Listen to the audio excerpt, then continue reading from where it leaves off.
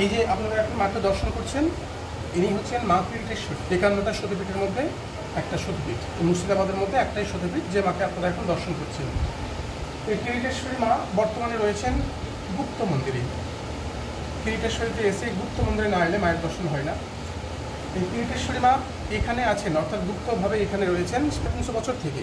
আর 350 বছর আগে মা ছিলেন ওই জায়গাতে। মেন রাস্তার ধারে দুটো মন্দির আছে, তার মধ্যে একটা মন্দিরে পিতলের মূর্তি আছে। ওই জায়গাতেই মা আগে ছিলেন। নবাব মুর্শিদ কুলি খাঁর রাজত্বকালে মাকে সুরক্ষিত রাখার জন্য ওই জায়গা থেকে উঠিয়ে নিয়ে এসে এখানে রাখা হয়েছে, লুকিয়ে গুপ্তভাবে। তখন থেকেই কিরিটেশ্বরী মা এখানে আছেন এবং এই মন্দির পরিচিত কিরিটেশ্বরী মন্দির নামে। ওখানে যেহেতু মা আগে ছিলেন, মায়ের যেহেতু ওটা পূর্বের জায়গা, তাই মাকে স্মরণ করে একটু ফুল জল ওখানে দেওয়া হয়।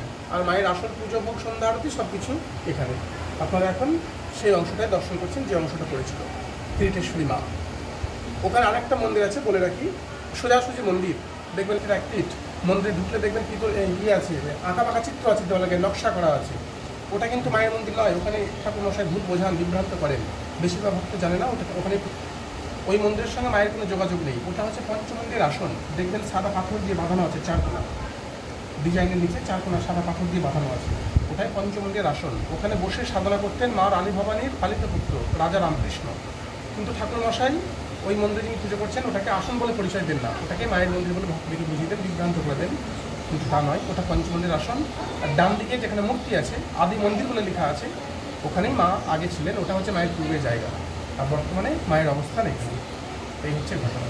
এখানে মায়ের দৈনন্দিন সেবা, হ্যাঁ, ভোগ, সন্ধ্যা আরতি, পুজো সব এখানে ব্যবস্থা।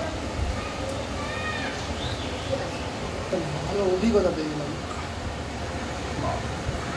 এইসব নিয়েও।